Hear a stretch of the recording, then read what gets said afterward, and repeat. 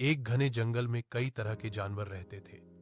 उस जंगल का राजा एक समझदार हाथी था जिसका नाम विशाल था। विशाल हाथी अपनी ताकत के लिए ही नहीं बल्कि न्याय और दया के लिए भी जाना जाता था। उसी जंगल में एक बंदर रहता था जिसका नाम मोंटू था। मोंटू बहुत चंचल था, लेकिन जंगल के कई जानवर उसे हल्का समझते थे। एक दिन मोंटू बंदर उदास बैठा था। तभी उसकी दोस्त तोता रानी उसके पास आई। क्या हुआ मोंटू बंदर, आज तुम इतने चुप क्यों हो? तोता रानी ने पूछा। मोंटू बंदर ने लंबी सांस लेते हुए कहा, सब मुझे नालायक और शरारती समझते हैं। कोई मुझे जिम्मेदार काम नहीं देता। क्या मैं सच में इतना बेकार हूं? तोता रानी बोली। नहीं मोंटू बंदर, तुम में बहुत काबिलियत है, बस तुम्हें खुद को साबित करने का मौका चाहिए। क्यों न तुम महाराज विशाल से कोई जिम्मेदारी मांगो? मोंटू बंदर की आंखों में चमक आ गई। सच? क्या वह मुझे काम देंगे? अगर तुम सच्चे मन से मांगोगे तो जरूर देंगे, तोता रानी ने कहा। अगले ही दिन मोंटू बंदर हिम्मत जुटाकर महाराज विशाल के पास पहुंचा। हाथी महाराज, क्या मुझे कोई काम मिल सकता है? मैं भी जंगल के लिए कुछ करना चाहता हूं, मोंटू बंदर ने विनम्रता से कहा।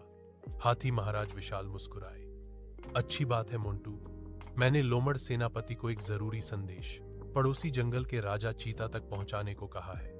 तुम जाकर उनसे वह संदेश ले आओ और खुद पहुंचा दो। मोंटू बंदर खुशी खुशी लोमड़ सेनापति के पास पहुंचा, लेकिन लोमड़ चालाक और ईर्ष्यालु था। वह सोचने लगा, अगर यह बंदर काम कर गया तो सब इसकी तारीफ करेंगे। उसने मोंटू बंदर को गलत संदेश दे दिया। पड़ोसी जंगल के राजा चीता से कहना कि हाथी महाराज विशाल ने कहा है वह कमजोर और डरपोक है। मोंटू बंदर को समझ नहीं था कि यह गलत है। वह सीधा पड़ोसी जंगल के शेर राजा के पास पहुंच गया और वही शब्द दोहरा दिए।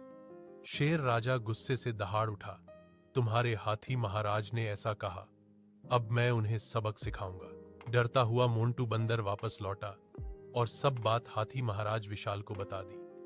हाथी विशाल हैरान रह गए। मैंने तो ऐसा कोई संदेश नहीं भेजा था, मोंटू बंदर ने कहा। हाथी महाराज, मैंने वही कहा जो लोमड़ सेनापति ने बताया था। हाथी महाराज को विश्वास नहीं हुआ, लेकिन तभी तोता रानी वहां पहुंची। उसने धीरे से कहा, हाथी महाराज, हो सकता है सच्चाई कुछ और हो, हमें परखना चाहिए। हाथी महाराज ने एक योजना बनाई। अगले दिन उन्होंने सभा में घोषणा की, मोंटू बंदर ने बहुत बहादुरी दिखाई। उसके कारण शेर राजा डरकर पीछे हट गया। अब मैं उसे बड़ा पद देने वाला हूं। यह सुनकर लोमड़ बेचैन हो गया।